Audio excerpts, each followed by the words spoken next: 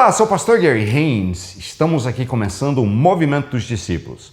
Hoje o nosso tópico é um assunto de extrema importância para todo mundo que leva as coisas de Deus a sério.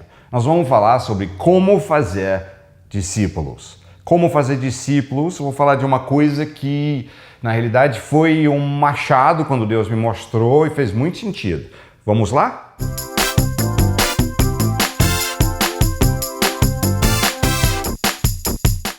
Então, o assunto de hoje é como fazer discípulos. Eu te falo que o nome desse projeto e ministério chama o Movimento dos Discípulos, não é à toa, não é de graça.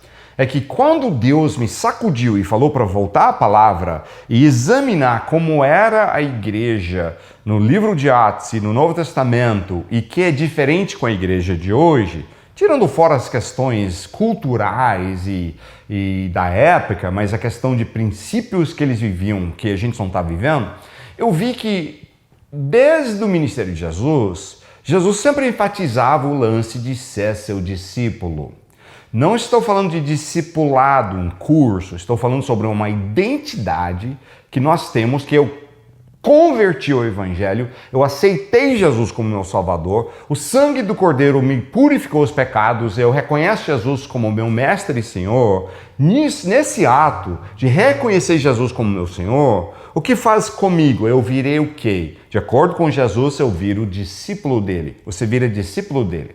O discípulo vive aprendendo, vive obedecendo o mestre, vive caminhando com o mestre. Ok, então uma mentalidade diferente do que às vezes a gente tem hoje em dia. Porque hoje em dia a gente fala, aceitei Jesus, sou salvo, sou evangélico, mas a minha vida ainda é minha, ainda manda eu, vou no culto só, contribuo algo, evito pecados morais muito fortes e a minha vida é minha, eu toco como quiser. Não. Quando você é discípulo de Jesus, Jesus manda, você segue, obedece e aprende. E é a melhor vida que você poderia imaginar até. Não é chato, nem enfadonho. Quando você conhece quem é Deus, você tem empolgação de entrega. E você vira discípulo. E o grande chamado para nós é a gente fazer discípulos. Sabe o que é sua missão de vida? Não é sua carreira. Sua carreira é um ganha-pão. Você tem sua carreira para sustentar você e sua família. É um ganha-pão, não é o seu propósito de vida. Ser feliz como você quer ser feliz não é seu propósito de vida, tá? O seu propósito de vida é servir a Deus, Ele te dá a verdadeira felicidade, mas a sua missão e a minha, de todos nós, é fazer discípulos. É o mandamento de Jesus para nós vivermos para fazer discípulos. Beleza, amém. Eu abracei essa causa, falei, bora começar a implantar isso, vamos fazer. Comecei a ensinar grupos de pastores, eles empolgaram, falaram, amém, é discípulo, isso mesmo, a visão está distorcida, vamos voltar ao certo, bora, como fazer? Eu falei, boa pergunta. O que fazer diferente para fazer um discípulo? Porque hoje a gente está fazendo um monte de gente que não tem firmeza nas coisas de Deus, não entende o que é ser um discípulo verdadeiro, mas como fazê-los? É assim, tem alguns aspectos de como fazer um discípulo, envolve convívio, envolve você mostrar para ele na prática, né, e ajudar a mostrar para ele o que é viver para Jesus, mas tem um ingrediente e um dos segredos, vamos dizer, de como fazer discípulos, que nós parece que perdemos, né, isso no meio do caminho. Você sabia que os antigos romanos tinham a receita para concreto e faziam mega construções usando concreto? Depois perdemos a receita do concreto e ficamos mais de 1000 e tralalá de anos sem saber usar concreto. E só 100 e poucos anos atrás que nós reconquistamos a receita de fazer concreto. Nós perdemos durante mais de 1000 anos, né, o concreto, que é uma coisa que facilita muito a vida. Do mesmo jeito, parece que de alguma forma perdemos uma coisa simples, como fazer concreto, mas perdeu a receita de como fazer um discípulo verdadeiro.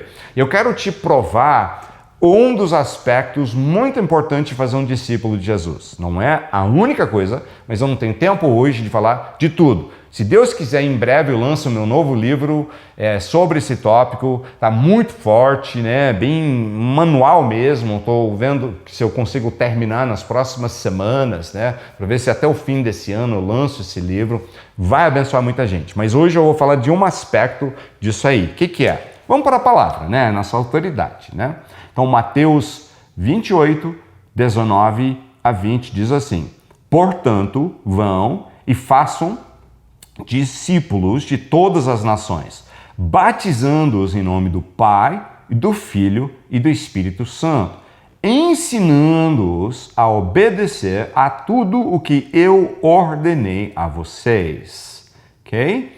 Jesus diz aqui para ir fazer discípulos, né, de todas as nações. Alguém tentou distorcer essa passagem e dizer que nós temos a missão de discipular nações, no sentido governo. Aí começaram a distorcer, falar que nós temos que a gente discipular governos. Isso é mentira, nada a ver. Essa palavra é etnos no grego, é da onde nós tiramos a palavra etnias. São povos distintos, né? Etnias. Então nós temos que fazer discípulos, né, de pessoas de todas as etnias, todos os povos da face da terra. Então não é governo, não, são povos. Então nós temos que fazer discípulos de todos os povos. Isso remete ao que nós chamamos de missões, né? A gente ministrar a palavra para todos os povos que existem. Tá bom, beleza, isso é a missão. E aí ele dá o segredo, tá aqui juntinho, às vezes a gente não presta atenção, mas ele diz para fazer discípulos de pessoas de todas as nações, batizando eles, beleza, ensinando-os a obedecer a tudo o que eu ordenei a vocês. Essa palavra no grego que ele usa, tudo, é panta. Essa palavra significa no grego mais do que significa para nós no português. Eu fui pesquisar e eu vi uma coisa fascinante, né? Tudo pra gente é uma palavra meio que a gente nem pensa direito. Tudo, é isso mesmo, tudo. Tudo de bom, todo mundo foi, é tudo, né? Então ele é uma palavra mais genérica, com um pouco menos de significado. No grego ele tem um significado mais específico do que para nós. Panta no grego significa o inteiro, cada um, completamente ou todas as partes. Então, pondera comigo, é como se fosse uma quebra-cabeça, né? Onde eu vou montar uma quebra-cabeça de 500 peças.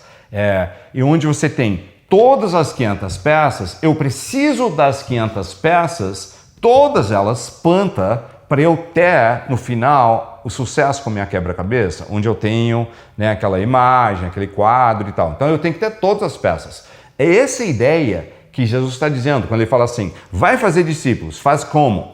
Ensinando-los a obedecer alguma coisa, dando-lhes uma papinha, né, de ensino. É isso que ele fala? Não. Ele diz para ensiná-los todas as partes que fazem o conjunto do que eu tenho te ensinado. Você tem que ensinar todas as partes. O problema é que nós não estamos ensinando todas as partes para as pessoas.